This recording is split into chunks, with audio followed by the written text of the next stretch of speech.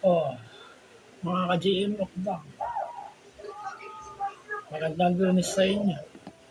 Ayun, siyempre, tuloy-tuloy ang physical fitness ko, mga ka-GM. Talagang araw-araw, marinding alay.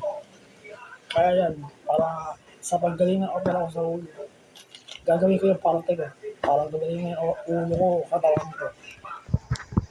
Dapat pa kasing physical fitness na tinuro ng dati ko. Pag-iigi ako ng gusto. Basta araw-araw, isang oras lang. Pwede na. Ay, medyo late ngayon. Mahirap, napapabagal ingay. Mahirap ang physical fitness. Hindi basta-basta makakagayon. Sobrang hirap. Kaya nga, pagkatapos na mga reward, mga protein, mag-gain sa mga acid mo yan. Tapos mga doktor ka ng buto mo, ayun, gatas. May protein din yan. Gusto kamatis. Nakahanda na yung mga protein ko. May chocolate din. Bali, mga 5 minutes na video ulit. Lagi akong nagawa ng video ng ganito. Ginagawa ko na lahat mga ka-JM. 7 years na yung pero na ulo ko. Ganun pa rin. 7 years. Hindi siya nagsimula mag-exercise nun. Hinang-hina ako eh. Nitong 2024 lang. March 2024. Nasa 10 taon ko gagawin ito. Physical fitness. Puro payo ng dali ko. Gagawin ko yan. Kakayanin ko yan. Akong bahat. Basta palagi akong hingi ng tulong sa akin Diyos Ama. Palagi. Pakagising sa umaga bago matulog. Magdadasal ako lagi. Kasi mga ka-JM mo, hindi ko na-enjoy ang 20s kong edad. Nagkasakit ako ng brain tumor. Hanggang ngayon, 27 na ako, ganun pa rin. Nahirapan ako eh. Hindi basta-basta. Mahirap na proseso. Maraming pagpupursige. Gagawin ko sa parte ng katawan ko para gumaling. Nakapiraan ako sa utak. Kaliwa, malaki dito sa liban ng bato. Apektado yung system ng puro kaliwa ang katawan ko. Yan yung galaw ng kanan ko, yung mabilis. Sa kaliwa, parang hirap. Paralisa. Ganun din sa paa. Nasa kanan lahat. Sa kaliwa, hindi nakakain na siya pero sobrang labo. Naapektawan. Pero kakayanin yan. Hindi academics. Hindi. Hindi yung alam eh. Kakayanin ko yan, nakabahan. Basta 10 taon ko gagawin puro ganito. Hindi ko alam kung ano mangyayari sa buhay ko. Basta kabahalan. Hindi nga alam. Ang aga ko mong diagnose. 20 years old ako. Brain tumor. Yan. Tamama sa akin. Basta hindi ako bibitaw sa Diyos. Ako bahala. Palagi ako magdadasal sa Kanya. Para sa pagkaling na. Sa pamagitan ng physical fitness na tinuro ng tatay ko. Lahat pag-iigihan ko. Para yung mga paralisa sa katawan ko, gagaling yun. Sa pamamagitan ng protein din. Ayun, nakahanda na. Ito, grip. Ayun, kahit 5 yan. Effective 5, basta neutral, ganyan. Oh. Ayun, ramdam mo yung alay dito. 5 lang. Borado na yung sulat eh. Nasa nabalitis ako, pinalagyan ko ng marka sa daan nila. Ayun, may butas. Nakaset sa 5. Wala na yung sulat eh, borado na eh. Basta, gugugulin ko. 10 taon mga ka-JM. Puro physical fitness. Hanggang gumaling ako.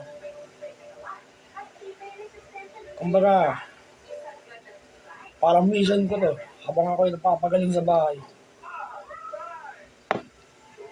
Hindi ko alam kung anong nangyari sa akin.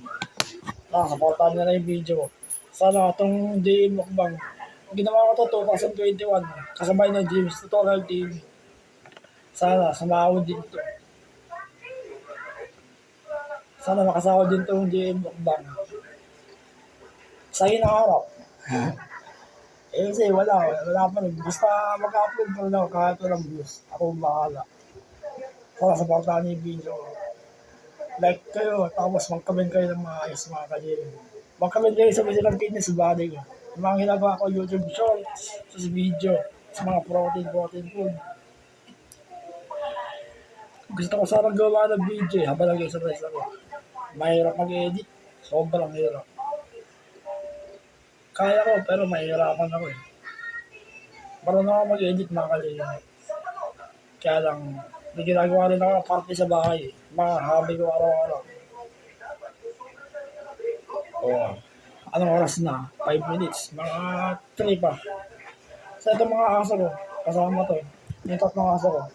Nilagawa ko sa mga video. Mamaya gagawa ko sila. Kada linggo. Ganun. Tsaka ano pa ba? Kung gusto niyo maganto, interesado kayo sa ganito. Gilip. Bili ka sa Lazada, Shopee. Baka 100 pesos lang. Ayun, enjoy nyo na. Muscle pack ako ulit. Oh. Tapos ano, kung hindi kayo nagda-dumbbell, bili kayo ng resistance band para ka nagda-dumbbell nun, mga kalil. Yung kapal ng goma nun, matindi nga kami sa braso yun. Totoo. Baka nasisinungaling yun. Oh. Ayun, yung balik at sigit na, tsaka yung forearms. Resistance band yan, planking. Ay, kita na yung dibdib ko. Ayun. Okay.